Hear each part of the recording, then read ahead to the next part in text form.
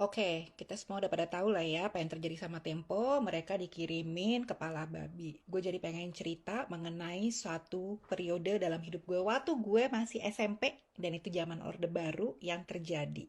Jadi waktu itu belum ada handphone, jadi semua telepon itu masuknya ke telepon rumah, landline. Dan di dalam periode ini yang rentangnya kurang lebih sekitar beberapa bulan, itu hampir setiap sore, sekitar jam 4, setengah 5 sore, itu ada telepon masuk ke rumah.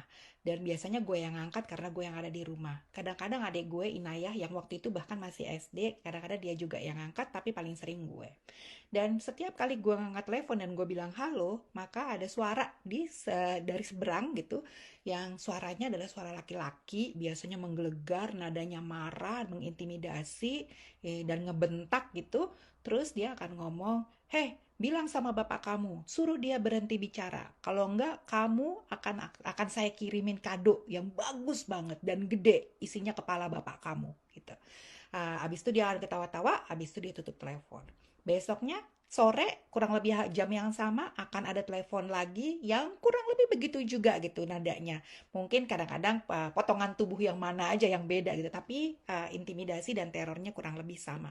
Dan itu terjadi beberapa bulan gitu ya, hampir setiap hari terjadi.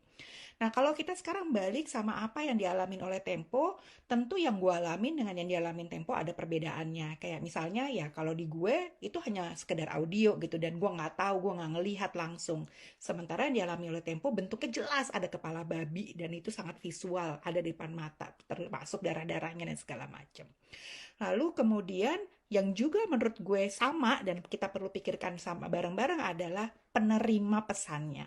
Kalau di kasus gue, penerima pesannya gue atau sebenarnya keluarga intinya Gus Dur gitu ya, bukan gue hanya kebetulan yang angkat telepon. Sementara kalau di Tempo, yang menarik adalah yang menerima pesan itu adalah Mbak Cica. Dari semua orang yang ada di timnya Tempo, atau kalau kita perkecil timnya Bocor Alus gitu misalnya, kenapa Mbak Cica yang nerima itu?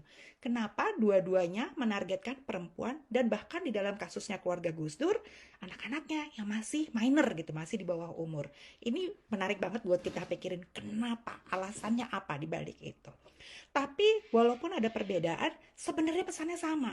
Pesannya adalah berhenti bicara, berhenti mengkritik, karena kalau enggak akan ada konsekuensi besar yang akan kamu tanggung. Dan konsekuensi besarnya itu tidak menutup kemungkinan bentuknya adalah nyawamu gitu ya. Itu yang sebenarnya gue terima gitu pesan itu.